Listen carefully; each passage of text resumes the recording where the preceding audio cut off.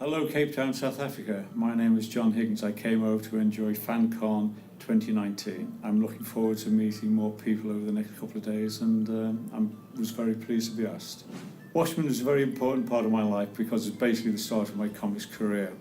Along with Watchmen Judge Dredd are the two main themes of my career so far.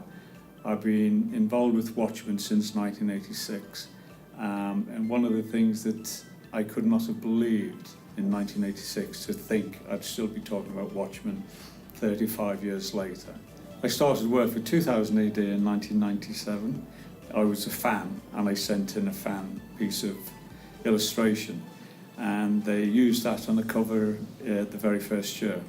Then it took me a few years, in fact up until the mid-80s, before I started doing regular work in 2000 AD, and it's all coincided with my involvement with the Watchmen. Alan Moore was one of the people who's probably been the most formative writer in my career. We started working together way before Watchmen in some ways.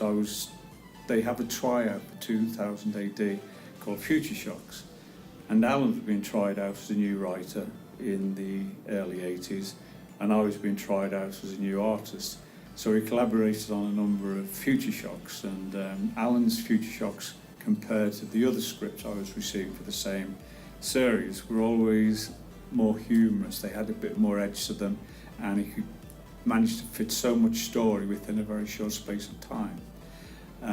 Once I got involved with the Watchmen, like dealing with Alan and Dave Gibbons, the artist, it was one of the most defining moments of my life, because not only of the start of such an incredible project, but also like dealing with two of the most creative people and the friendliest people I've ever had the opportunity to work with.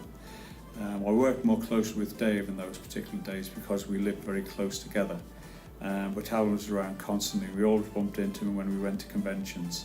In those days he wasn't mobbed, but very soon after 1986, when Watchmen came out, he really couldn't go anywhere without people following him.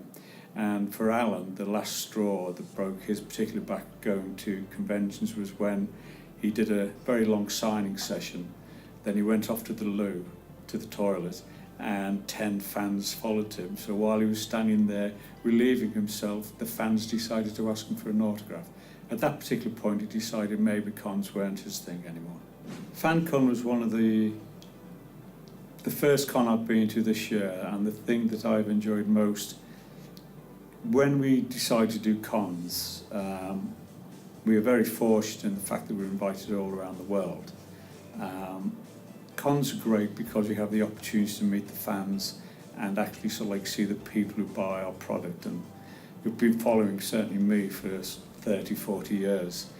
And the thing that I found pleasantly surprising about FanCon South Africa is how well known I am this far around the world. I didn't expect to be well known. I mean, I know Watchmen in a way is one of those books that travels, but also the more obscure things. For 2000 AD, some of the guys brought their collection that they started, very early in their lives when they were comics fans. The friendship, the welcome, everyone's been welcoming us to South Africa and hoping we enjoyed ourselves. There's a general openness that I find very nice. Nice is just a pathetic word, but FanCon has been one of the nicest cons I've been to, and the people are very, very friendly, and I hope we're invited back again sometime in the future.